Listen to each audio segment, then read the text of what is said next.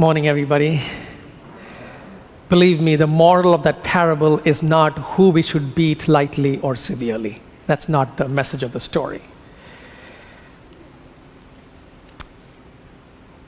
What has been the most important responsibility that has been entrusted to you by someone? And by this, I do not mean your job responsibility, because you get paid for that. If you don't do that, you'll be fired. So that's not what I mean. Marriage, for example. The gift of children, for example. Or the power of attorney over an estate. Or a relationship that is very important to you. It takes immense amount of trust for us to entrust something that's important to us to somebody, isn't it? So for example, when I want something important to be done, I look for somebody who is disciplined, who is focused, who's trustworthy, who's honest, who's reliable, because I want that important task to be completed. And I'm sure when people try to entrust stuff to me, this is what they look at, right? Today's gospel reading is a continuation of yesterday's gospel reading. And the theme of being prepared and vigilant. Those were the two important words yesterday. Prepared and vigilant. Today we have other important words. Faithful and prudent. The question that Jesus himself raised is a question that we must ask ourselves. Who then is the faithful and prudent steward? In the parable, the steward put in charge of his servants to distribute the food allowance at the proper time. If that steward did it right, that was faithful and prudent stewardship. But let's talk about St. Paul in today's first reading. See the language that Paul uses. He says, "You have heard of the stewardship of God's grace that was entrusted to me for your benefit." The stewardship entrusted to me for your benefit.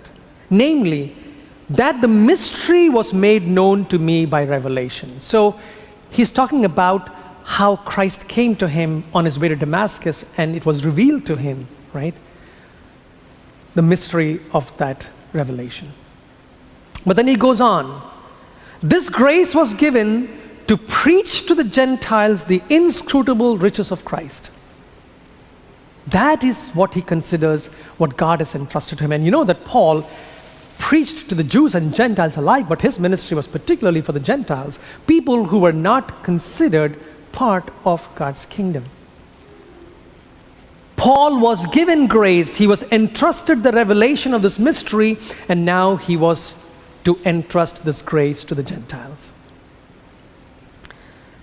We know from Paul's ministry that he was prudent and he was faithful of the great responsibility that was entrusted to him.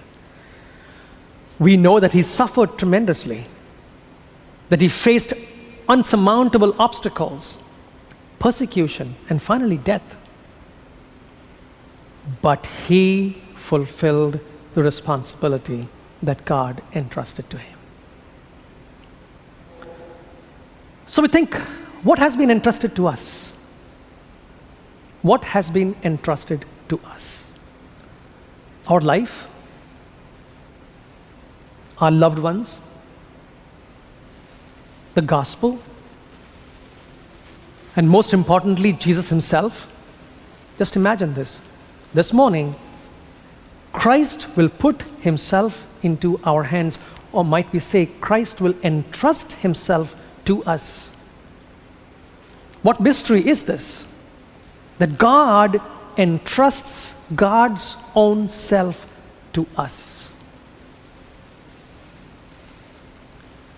God entrusts to us our difficult relationships, life's challenges, even our enemies into our hands. How are we doing? If today was the day the Son of Man would come, would the Son of Man find faithful and prudent stewards in us. Maybe today we can make this day kind of an examination of conscience for us, right?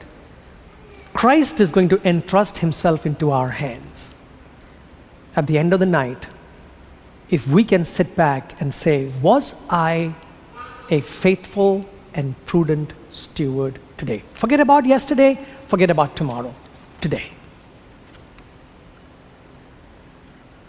May Christ find us worthy of the kingdom. Amen.